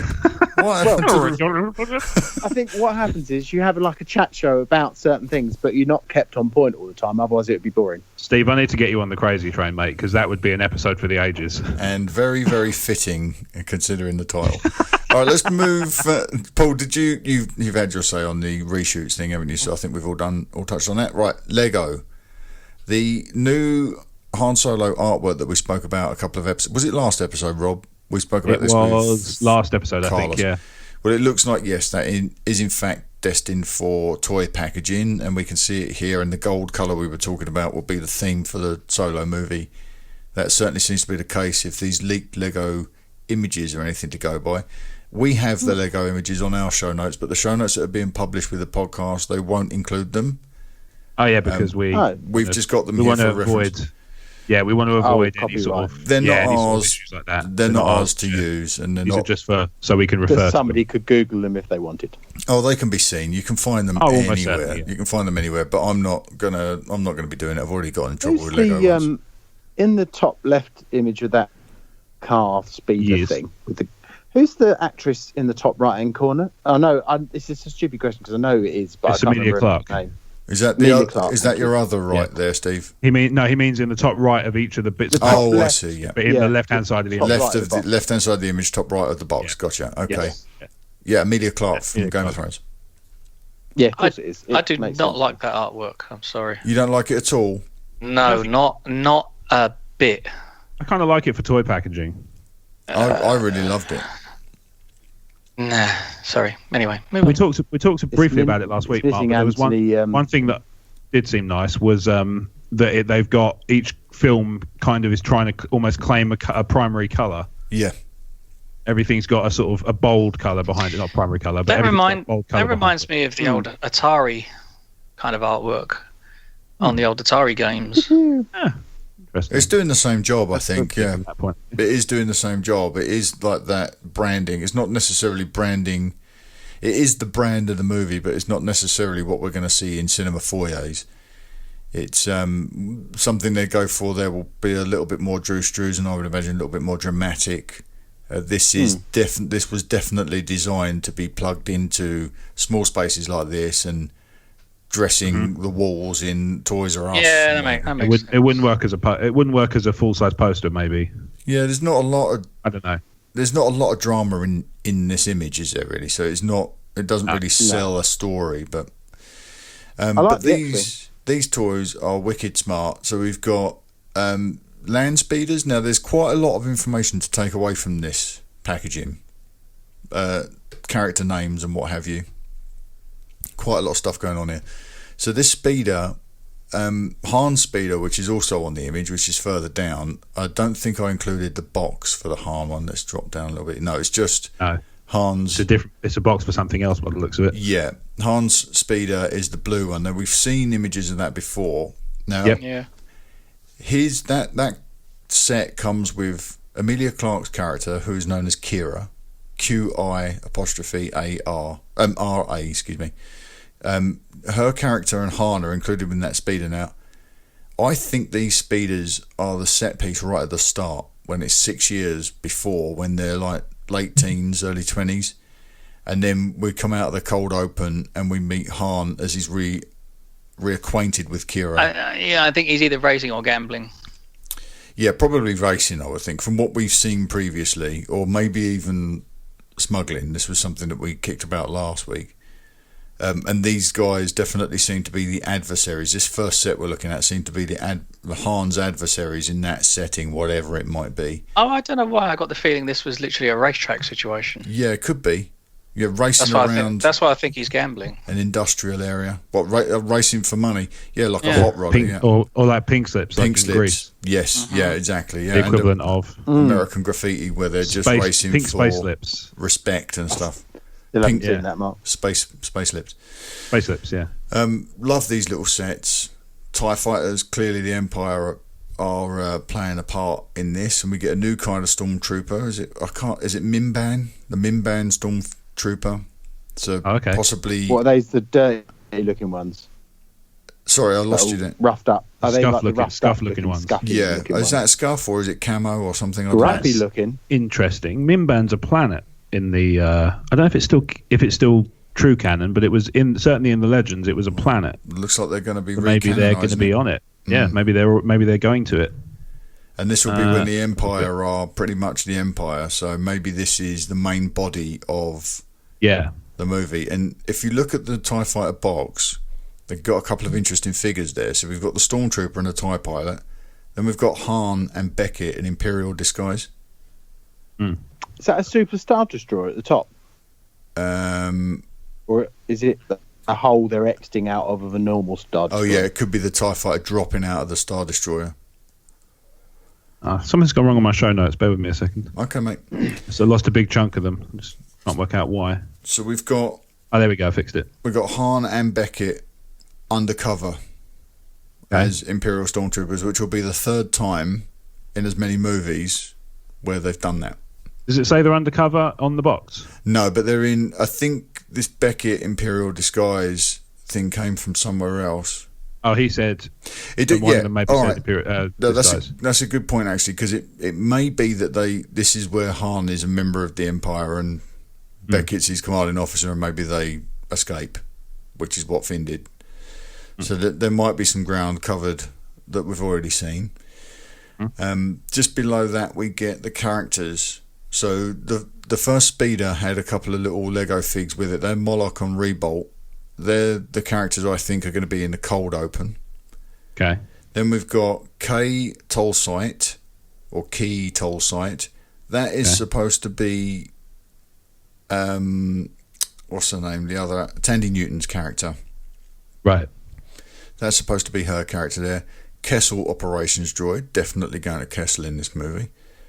And then DDBD, which is the droid, which is going to be Phoebe Waller-Bridge. I think it's Phoebe Waller-Bridge, yeah. Yeah. So probably going to be going by the name of Dee. What an interesting design. I found Mimban. Yeah, what is it? It is canon.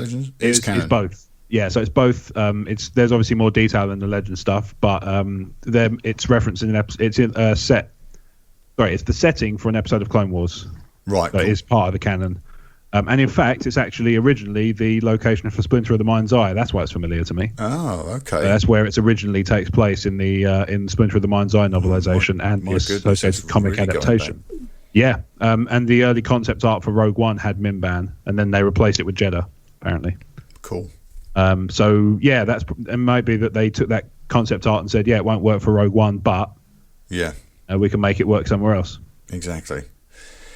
Okay. The last 4 characters we got are Kira, which is Emilia Clarke, Han Solo, Alden Ehrenreich, Chewie with double bandoliers, Juna Swatomo, I can't pronounce his name, and then Lando Calrissian, looking very, very dapper there, even probably more dapper than he does in Empire. Don Glover. I love these little figures; they're so cool. And then we get the Kessel Run Millennium Falcon, which has really sort of set tongues wagging, hasn't it, about this new design? Yeah. What do you make of this? So that is the Millennium Falcon, is it? But the older version of it. This is the Kessel Run Millennium Falcon. It's got stuff. It's got extra stuff appended to it that gives it the extra. And different is that shape. the towing bit at the front they were talking about, where that? Yeah, I think so. So that's been filled. So it's the same dimensions as the Millennium Falcon. It just looks smaller and narrower because it's got that longer front. Because it's got that longer front. Yeah, it's got the slightly different radar dish and stuff. So what do we think that is? Because I've just been assuming that's wasn't a cargo. It a towing thing? I just thought it was a cargo. Could be a towing thing. It could be an extra storage that sort of you load in from the top maybe. But maybe that, because you can see if you look at the thing, it's almost like a ramp that sort of retracts back. It makes me think maybe it might be something where they can load cargo in from the top. Yeah. Oh yes. Yeah. Yeah, I mean. Oh, I see. Yeah, I gotcha. Yeah. So maybe there's something like that to it. It's interesting that they've named it the Kessel Run Millennium Falcon. If it all, assuming obviously it all holds up as, truth. Yeah. Because I have no reason to believe it doesn't at this point, because it does look pretty authentic. Yeah. And it would be about right time to start seeing this stuff. I was chatting to Dave about it, and we were kicking it around, I think, in Facebook yesterday about could it be. I was suggesting that this might have been when it was equipped for smuggling, and then Han took it and stripped it down for racing, which is what we'd kind of discussed that last week with Carlos. But Dave said he thinks that this would be the Falcon pimped out for Lando to cruise for women in. Like he's a playboy, so this reflects his character. And by the time it transitions over to being Han's, he uses it almost exclusively for smuggling, and so that reflects his character. And Dave's point of view made much more sense after I'd given it some thought. What was you going to say, Steve? I don't think this is a space vehicle. I think this is because look, if you look all the roof is entirely openable all the way around. There are those flaps, and each one of them's on a hinge, so you can lift it up. For the Lego set playability, though, Steve, it doesn't reflect what the ship will look like. No, I know. It's just weird that you can open it up that way instead of taking the whole roof off. Yeah, the Lego builders do mod their sets out so that they do that, they make solid roofs, but these are just designed for kids to get in and play, and big kids like me get in and play with them. All right. If you can get that Lego set of the Millennium Falcon that's 5,000 pieces, it's worth like 6 times what the retail price is. Right, yeah, they're really sought after at the moment, aren't they, these Falcon sets? The Force Awakens one was on offer this week in Asda for £45. Mark pointed it out. I think most of us missed that, though. So we're on to the last set in this reveal, which is the Imperial Patrol Battle Pack. So we saw some footage of this thing in use when in the Lord and Miller days. It's almost like a bollard, like a blockade, this thing. This also doubles up as a speeder bike. And this was chasing, if I remember rightly, chasing the Han Solo speeder that's next to it in this image. Which I think was some drone footage, or that was camera footage, but they were shooting this chase with a drone on set at the time. So it's pretty cool. Was this out in Fuerteventura or somewhere? They did some stuff in Fuerteventura, but the scene I was talking about was shot here at some power station. I can't remember what it was called, but it was some power station here. Not Battersea Power Station, was it? No, not Battersea. No. Can't do that in there. That's all just turning it to flats in it now. So. It's very used. Nice. All right, we're ready to move on. We've got just a couple more bits. I think what we'll do is... It's a little bit like Ray's vehicle, but grey and wedgy. Yes, yeah, exactly. It's very, very similar to Ray's, isn't it? Right, we're going to jump over the episode 9 of it all. It was just a little anecdote about Colin Trevorrow's pitch to Daisy Ridley. Let's get to an update on The Last Jedi box office numbers. So worldwide, it's done $1.2 billion so far and some change. 52.7% of that was foreign since the China opening. Not really done what we had hoped in China. It's number 12 as of recording in the top 100 highest grossing movies box office chart.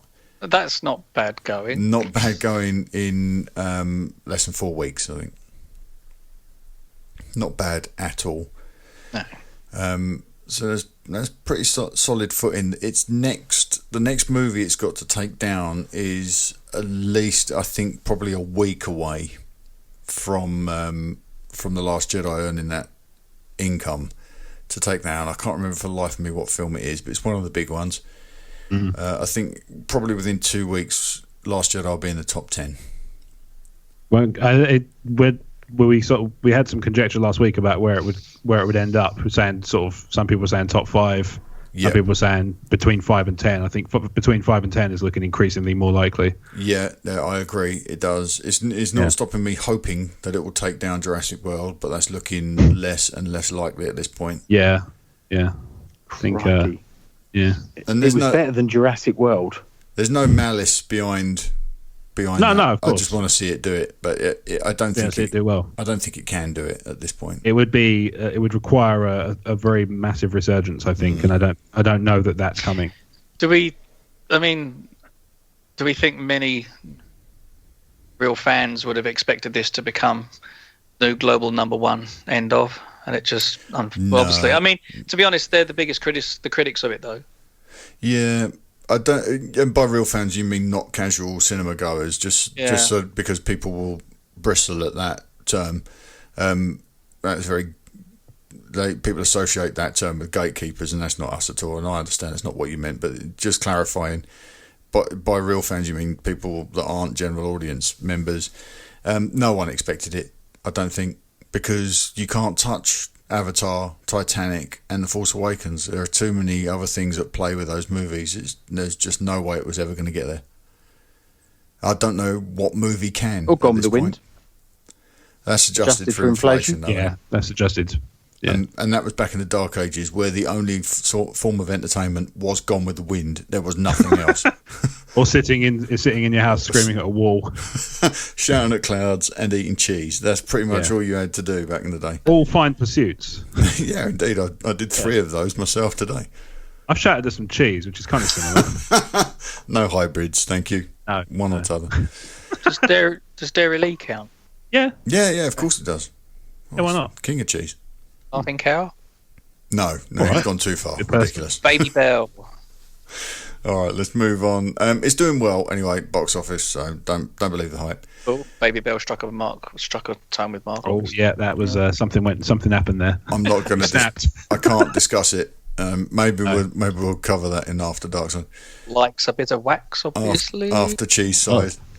Let's talk about Obi-Wan. We called the episode Obi-102 for a reason. So Ewan McGregor's beard and an image of him training has set the fandom alight this week with speculation that the Obi-Wan movie, which has a potential working title of Joshua Tree, although it's not official, facial hair could be about to go into production. So about yeah. Yes, indeed. They're going to have a bout of production. About to go into production, yeah.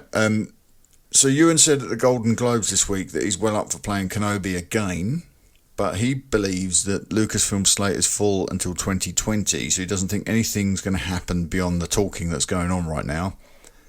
Do you think there's anything more to this? Have you seen the image of him training with the personal trainer? I think I've seen the image, yeah. I think I saw the image. Drop it into the show notes, Mark. He's got some arm tats on him, I just realised. I don't have it. I'm trying to Google it and I can't find it. He's got some pretty cool arm tattoos, sleeve tattoos. Yeah. Never seen those before. Yeah, it's they're very Celtic, so there's a knife and stuff like that, thistle, and I think his kids' names as well. He, I remember seeing the motorbike show, where he rides around the world with Charlie Borman. Yes. And he just started having the tattoo sort of done then, so it was a much different version to what we're seeing there. Yeah. Do you think this is a sign that something's happening with Kenobi? Bit of a stretch, I isn't don't it? know, he'd be using. I mean, if you look at the training, the fisticuffs training, I'm not sure that's Obi-Wan really necessarily. Why you don't often see people in Star Wars films using their fists, do you? No, but they do. They train like that for different reasons, though, don't they? Yeah. That Daisy did a lot of that stuff, and she did a lot of weightlifting, and you don't really see Rey breaking out the curls and the weights bench in the movies, but they use all that training for the fight scenes, for their stamina and for the power that they need in those fight scenes. So I'd expect I think most of us would like Kenobi to engage in some of that combat in a movie, wouldn't they? Lightsabers and what have you. So it could be for that. We definitely need some lightsaber battles. We are woefully short on. Well, we're not going to get any in May. It's incredibly unlikely. Yeah, very highly unlikely unless they just break out Vader in the last couple of minutes. I mean, it could if they're bridging the gap between episode 3 and episode 4, they could have a Jedi turn up, and being hunted down, and sort of they encounter them while they're sort of in passing, as it were. Yeah, I think that would really anger a lot of people, just because of the line that Han has where he says he doesn't believe in the Jedi. He doesn't believe in the Force and all that sort of stuff. So I can't imagine him crossing paths with the Jedi. And to be honest, but Lando might. True. I would like a movie that is bold enough to sort of take another step away from the Force. There are other areas of this universe to explore, and it would be bold of them to do so. They can talk about the Force and not actually see it used, can't you? Yeah, that was what happened in Rogue One. Yeah, and that might be an interesting way to use Vader as well. Not show him in any way, but talk about him. We saw the Force in Rogue One. We see the Force in Rogue One. Yeah, we saw Vader. Yeah. The Force is stronger than me. I'm one with the Force, whatever he says. No, we saw the Force being used in Rogue One. Yeah, no, Paul's right. There's the Vader bit at the end. The telekinesis, Yeah. So something else that came up this week was Nathan Roberts suggested something in the Facebook group that Obi-Wan might make a good TV series because Ewan's just come off a successful run on TV with Fargo. Stephen Daldry, the rumoured director for the Obi-Wan movie, has connections with, I think he's directed some episodes of, is it The Crown? Is that the Netflix? Oh, right. Yeah. Netflix series. So they've both got a successful background in TV. So do you think Disney might be setting up an Obi-Wan miniseries for their streaming service? For their own channel, for their own, Exactly. Oh, that would be a hell of a bold statement, wouldn't it? It would get people onto that would the be platform. great. It would bring people over in a tidal get me wave, wouldn't it? Yeah, of course. Yeah, it would certainly Mark get would me buy there. it, wouldn't you, Mark? I don't know if I'd buy it. I would definitely subscribe to the service if there was going to be a 4K miniseries of Obi-Wan movies, like 6 or 8 episodes. And for these guys, it would feel like making a couple of movies, wouldn't it? You make everything at once, like they did with, like they do with Stranger Things every season. Like produce the whole thing and then drop it all at once. Yeah, entirely possible. Yeah. Because when Nathan suggested that, I thought, oh my God, that is such a tantalising prospect to get a nice. But the biggest problem is that there was this chorus of naysayers at the start where people were coming out in droves saying there's not enough story for Obi-Wan. He's on Tatooine. What are they going to do? He'd have to go off world. But if you're going to tell if you're going to tell 6 hours worth of storytelling essentially on TV, or 8 hours worth of storytelling, is there enough for Obi-Wan to do on Tatooine? Possibly. I mean, the planets are big places. You've got all the hut, haven't you, and stuff. Yeah, exactly. He could be kind of at odds with one of the huts or something like that, and kept in. The huts don't go and sort of hunt him down just because they've got that sort of grudging respect, stroke fear for the Jedi. Mm-hmm. Do you think they'd know he was Jedi? I mean, possibly. I mean, they'd probably hear, maybe they hear rumblings, things like that from a gang or whatever. It depends on what he's doing, really. But I do think there's, I personally of the camp that believes that he should stay on Tatooine. But I certainly think the planets are big enough in Star Wars that you could still do something fun on a single world. You could do a ton of Jawa stuff. Yeah, why not? And I think that we've not really had that. We've not had planets that have been explored in great depth geographically. There's always been, we've always landed on a tiny bit of a planet, and that's the only bit we're exposed to. It might be kind of nice to have something where it's a slightly different approach. Yeah. Might be nice to have just make a Jawa movie and have Obi-Wan in it a lot. Sorry, couldn't resist. Fine, yeah. No, that also, you could have some Jawa centric episodes if you had a TV series. Well, there's that the Kenobi book. Who wrote? Was it John Jackson Miller? John Jackson Miller. Yeah. John Jackson Miller. That book's great. It had there were some elements in it that I weren't so keen on, but for the most part, it was great. Yeah. And it does investigate, or it explores Obi-Wan's life on Tatooine, getting involved with the homesteaders, getting involved against the Tuscans, and it's kind of the way he's viewed as an outsider by pretty much everybody. And I find that really quite interesting, and what he could bring to those communities in terms of service, protection, and that kind of thing, when his priority is really Luke, and keeping Luke safe, and there's friction between him and Owen. There's plenty of room. I mean, the chap that played Owen in the prequels, Joel Edgerton, he's just done a series with Will Smith, or a movie with Will Smith on Netflix, right. Isn't he? So wouldn't it be? He'd love to come back to Star Wars. We've heard him talking about it recently. Yeah, I think didn't he go on record saying? Yeah, in Bright. It's just a movie. Go on record saying that he'd be up for doing Star Wars again. So wouldn't it be nice to see him and Bonnie Peace come back, or Bonnie Peace come back as Baru and like a little boy version of Luke? It would be great to get all those parts back together from the prequels, and then see that relationship break down, see him push it too far, see what trouble he brings to the Lars homestead because of his connection, like you say, Rob, to the Hutts and the Jawas and the Sand People and who knows what else. There's lots there. That movie's really good, by the way. It got panned, didn't it? But I loved it. Bright. Yeah, well, watch really it again, Steve. You'll hate it. It's another one that's very polarising. I know some people who think it's absolute garbage, and then I think some people think it's brilliant. I love the way it's like I'm going to watch the Rings. I might check it out this weekend. You know what we should do at some point? We should do an After Dark side where we just look at a movie. Not look at a movie, but talk about a movie that we've watched. Because I'll be up for doing that, as long as we've all seen it. I've just seen a couple, and I have to say I've seen a run of really fantastic films. Autopsy of Jane Doe, that's a good movie. I'll tell you what I'm going to do. We're gonna wrap up this episode, and then perhaps I'll just suggest a couple of films to you after we've finished recording. See if you want to discuss them, because I've got a list of things I've seen that I really love. Let's wrap up this Obi-Wan thing. So, who would be on board with the TV series? Let's go around the table. Paul. Yes. Yeah, sorry. Do you want a movie? No, I'm not. I've always said I'm not worried about the Obi-Wan thing at all. No, okay, mate. Sorry. Steve? Yeah, I'll try anything once. Just watching it more than once that ruins it for me. Rob?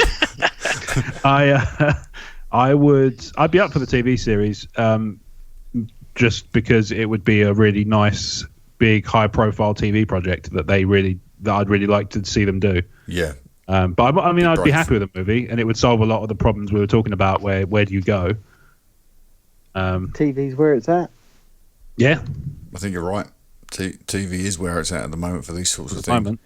By the time it comes out, who knows?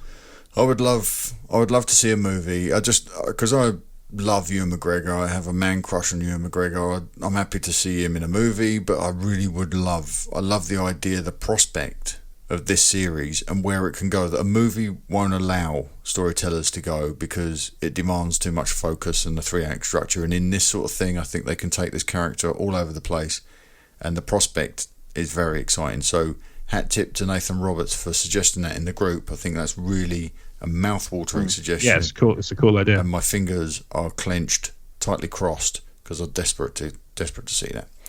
Right, are we done for the week? Anyone got anything they want to throw in here before we wrap up? Rewind, but it's not Star Wars. Is that okay? Yeah, go on. Mentioned Golden Globes earlier. Yes. And I want to congratulate my close dear wish. He was my friend Gary Oldman on knocking out of the park at last. Long overdue, sir. And I tip my hat to you. Long overdue. Is this The Darkest Hour? Yes, sir. Yeah. Looks fantastic. He's such an incredible actor when it comes to blending into parts. He is the chameleon, mate. I totally agree. Yeah. He's I've probably been the in best love of with his Gary generation. basically since like that's the Meantime and Churchill Sid and movie. Nancy, but yeah. No, congratulations, he's Mr. awesome. Alwyn. Superb. Well done. He'll be listening too. He will. He's an avid fan. I'll be calling him after. So I don't think he knows what a podcast is. Bless him. All right. I think he probably does. Well, he was on Nerdist, so he's probably got an inkling what it could be. All right, let's get this done then. So thank you for listening to Talk Star Wars again this week. Don't forget you can support what we do by becoming a patron. Head to patreon.com/Talk Star Wars with more information there. You can also leave that 5-star review for us in Apple Podcasts and take advantage of our Ron Burgundy guarantee. So whatever you write in your review, we will read verbatim as long as it's clean. So if you want to promote something, that might be the place to do it. And you can email us your questions and comments to talkstarwarsinfo@gmail.com or reach out to us on one of our many social channels, Twitter, Facebook, YouTube, Instagram and more. With that said, gentlemen, where can people find you between shows? Find me on Twitter on Stephen_Ware or Wild About Nature on YouTube. you can find me at moviescorenews.com. You'll find me on Twitter, moviescorenews. The site's been a bit quiet. I do apologise. You'll also find me on Twitter and Facebook at Hindsight the Novel. Nice. You can find me on Twitter and Instagram at RobWadeVision, and everything I do that's not Talk Star Wars flavoured at emotionally14.com, which gets bigger every time I talk about it. Oh my. And it keeps getting bigger every time. And I'm not done. You can find everything I do at talkstarwars.co.uk, and I'm also on Twitter at TalkStarWars. And you can find our partner podcasts over at StarWarsCommonwealth.com. You'll find the Tumbling Saber, Generation X-Wing, Rogue Squadron podcast, the Skyhoppers podcast, the Nerd Room, and San Diego Sabres podcast radio over there at StarWarsCommonwealth.com. If you download the show notes, there's links to all of us in there so you can find us easily and reach out to us, as I say, at talkstarwarsinfo@gmail.com. Right, that's it. We'll see you guys next week. Have a good one. Take special care. Cheers, guys. Goodbye there. I had to get one last one. Yeah, no, for sure. You were pretty good. You were very sparing. I know. Yeah. I thought you'd be all over those noises. I was expecting it every 3 seconds. It's a trap! Talk Star Wars is a proud member of the Star Wars Commonwealth Podcast Network. Find us at StarWarsCommonwealth.com alongside The Tumbling Saber Podcast, the Generation X-Wing Podcast, Rogue Squadron Podcast, the TSW Roundtable, the Skyhoppers Podcast, the Nerd Room Podcast, and San Diego Sabres Radio Podcast. Head to StarWarsCommonwealth.com. Take your first steps to a larger world.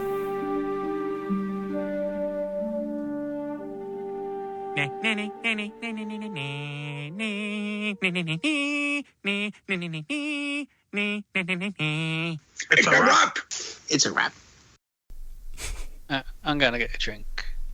Mark, you're like what I'm doing at work at the moment. Oh, really? What are you doing at work at the moment? We see my desktop. My desktop. Yes, indeed. Every meeting I have, yeah, that's what's projected on enormous screens. Really? Yeah, honest to God. Is that how you kick it off? And what's that? Oh, that's my book. Genius.